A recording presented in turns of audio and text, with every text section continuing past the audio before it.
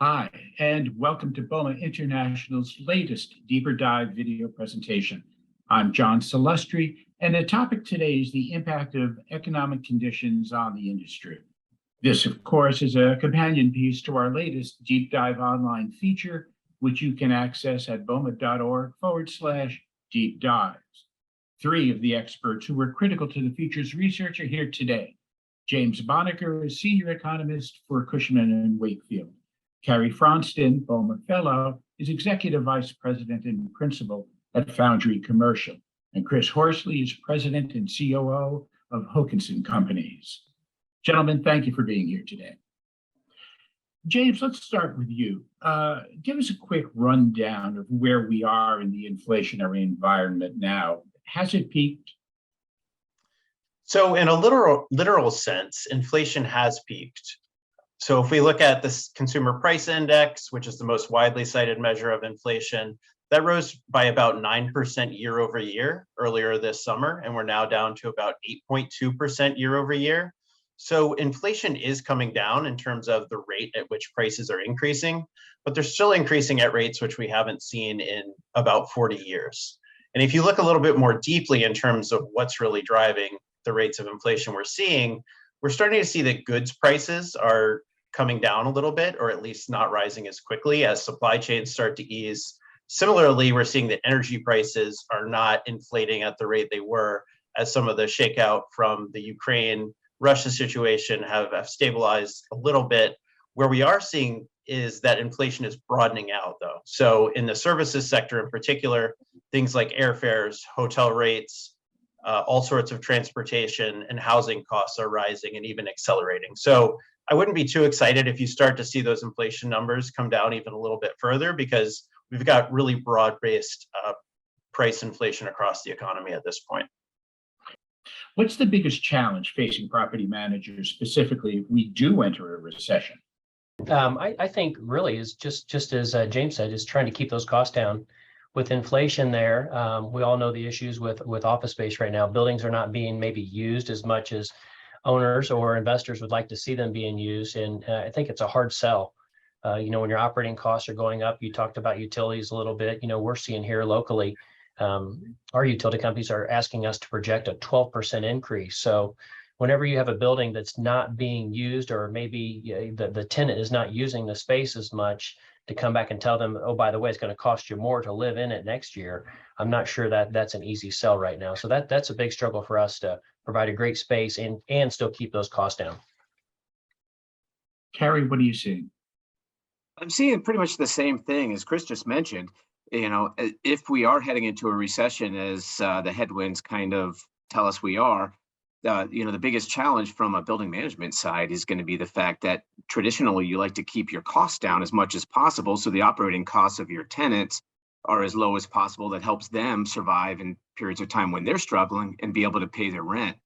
And just about every single line item, I mean, most of us are completing our 2023 budgets right now, and we're used to forecasting 2%, 3% increases on most of our line items, and we're forecasting increases upwards of 100% in some line items. Insurance is after Hurricane Ian is adding to it. Utility rates are extremely high, and then just your everyday trades they're sending us their projected costs for 2023, and they're significantly higher than we're used to. Let's talk about the need to maintain a high-performance building while meeting owner-investor budgetary expectations. Are they mutually exclusive? Just as we briefly spoke about, over the past couple of years, there's been a somewhat of a relief in operating costs because of occupancy. Janitorial costs are down, utility costs are down due to consumption, just people not being in the building kind of being just turned down a little bit. And now we're actually starting to see a little bit of a ramp up. It's not crazy. It's not like we have 100% back in the offices, but we're starting to get more occupancy, which are starting to cause those operating costs to again to increase a little bit on top of the inflationary issues. So I think the struggle is, just like this question is asking, is we really need to keep our buildings operating in the most efficient way possible. to keep those costs down on top of these other things that are maybe somewhat out of our control. So a good operating building, I think, goes hand in hand in that with ownership. Carrie, don't you find that the tenant-facing improvements tend to be prioritized first? Always, especially now, as much as everything else has gone up from an operating expense standpoint, rents have gone up. And they continue to go up. We haven't, even despite the slowdown in the office sector, we haven't seen any decrease in asking rents and actual leases that are signed. So it's hard to tell a tenant, yeah, we're going to try to cut back, but your operating costs are going to be higher and your rent is going to be higher. Right. And right now, it's such a struggle for tenants just to get their employees to come back. We have tenants that are trying to offer every possible incentive to their employees to come back. We have to do our part on the building owner side to make it so where all employees want to leave their couches, want to leave their comfort of their homes, and actually take that commute to come back into the office. James, how would an economic slowdown now compare to what occurred during the 2007-2009 slowdown? And what did we learn that we could use in this environment?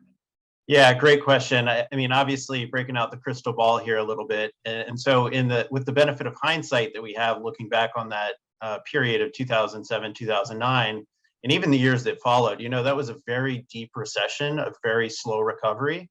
And so I think looking back on it, you can point to things like in the financial sector, the housing bubble, really a number of situations that caused that period to be such a deep fall and then such a slow recovery. By contrast, what we saw during the COVID downturn was an even more significant fall, but a quicker recovery because it was so tied to the healthcare situation that we lived through. So I think we have to keep in mind that no two downturns are going to be the same. I think if you look at the economy overall, though, there really are a lot of things to like. I mean, look at the labor market. We know that hiring is very strong, the unemployment rate very low.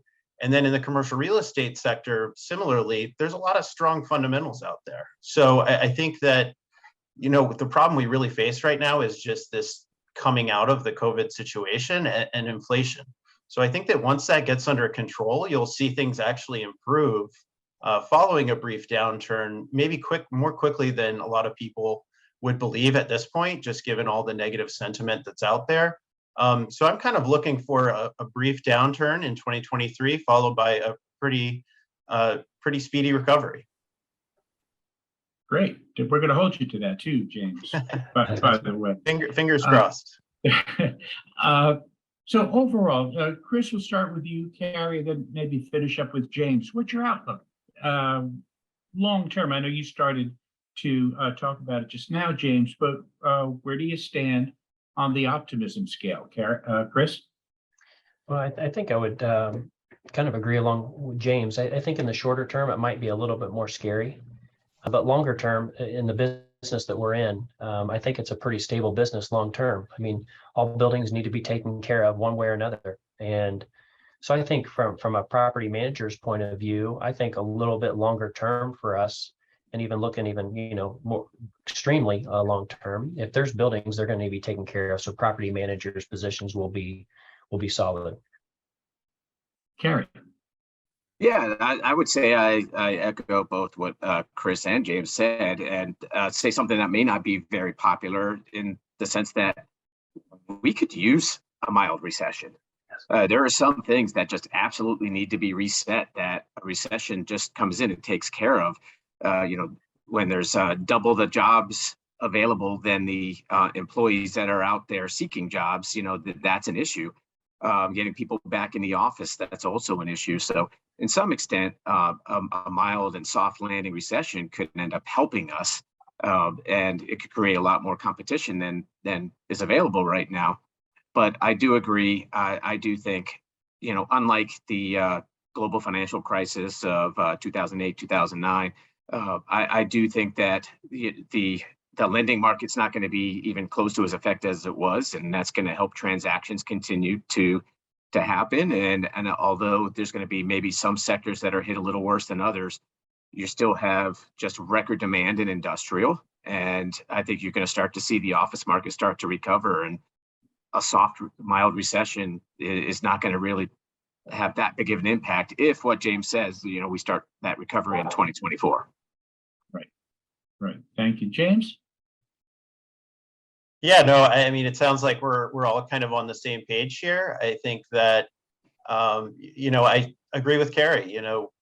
The situation we have right now is a problem of too much demand in terms of jobs or competition for labor, and that's what we really need to rein in as these supply chain issues start to resolve. I think it's just incredibly challenging for business leaders to budget out for the next year ahead when you don't know if prices are going to rise 10% or 50% or 100%. And so I think that stability is absolutely crucial for the entire business environment, and particularly in real estate and property management. Gentlemen, terrific conversation, really. And again, I want to thank you all for your time today. Thank you very much.